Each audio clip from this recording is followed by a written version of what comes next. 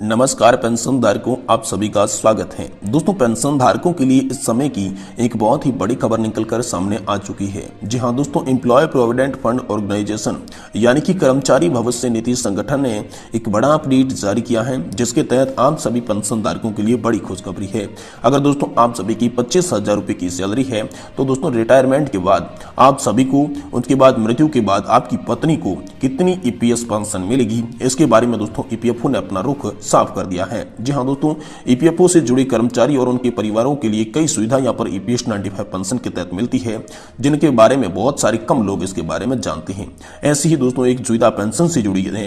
दरअसल दोस्तों ईपीएफओ की ओर से कर्मचारी पेंशन योजना के तहत कर्मचारियों के रिटायरमेंट के बाद पेंशन देने का जो प्रावधान है, हालांकि कर्मचारी की मृत्यु से पहले हो जाती है तो दोस्तों कर्मचारी की पत्नी और बच्चों को ईपीएस पेंशन मिलती है। आखिरकार 25,000 रुपए की आपकी सैलरी है तो रिटायरमेंट के बाद आपको कितनी पेंशन मिलेगी, फिर आपको कितनी पत्नी को पेंशन मिलेगी और उनके बाद आपके बच्चों को कितनी पेंशन मिलेगी, ये दोस्तों आज के इस वीडियो में हम आपको बताने वाले हैं।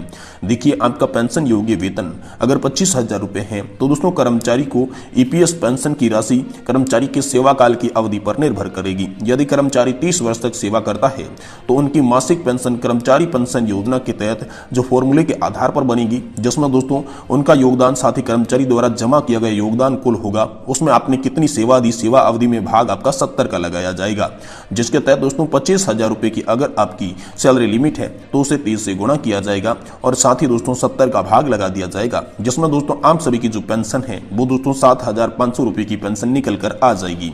वही दोस्तों इसलिए कर्मचारी को सेवानिवृत्ति के बाद कर्मचारी पेंशन योजना ईपीएस 95 के तहत हर महीने मिलने वाली वार्षिक पेंशन 7,500 रुपए की पेंशन मुहैया कराई जाएगी। तो दोस्तों पेंशन योग्य वेतन तो आपका 25,000 रुपए है और मृत्यु के बाद परिवार को कितनी पेंशन मिलेगी, चलिए इसके बारे में आपको बात बताते हैं। देखिए, पत्नी को 50% पेंशन मिलेगी, ये बात सुनिश्चित कर दी गई है। अगर आपको 7,500 की पेंशन मिल रही थी तो दोस्तों पत्नी को यहाँ पर आधी पेंशन मिलेगी।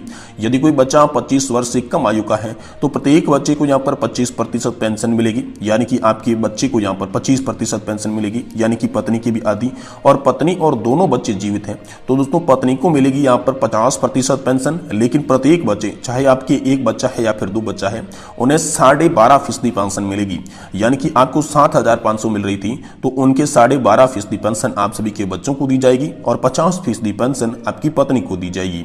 यदि पत्नी की मृत्यु हो जाती है तो जो भी बच्चे जीवित हैं उन्हें प्रत्येक बच्चे को 50% पेंशन मिलेगी। यदि पत्नी और बच्चे दोनों की मृत्यु हो जाती है तो दोस्तों कर्मचारी पेंशन योजना की जो पेंशन की राशि है वो आप सभी के लिए खत्म कर दी जाती है। यानी कि आज का ये कैलकुलेशन जो था वो दोस्तों हमने 25,000 रुपए की सैलरी के आधार पर यह बताया कि आपकी मृत्यु से पहले आपको कितनी पेंशन मिलेगी, मृत्यु के बाद आपकी पत्नी को कितनी पेंशन मिलेगी और अगर पति और पत्नी दोनों ही नहीं रहे तो आपके बच्चों को कितनी पेंशन मिलेगी।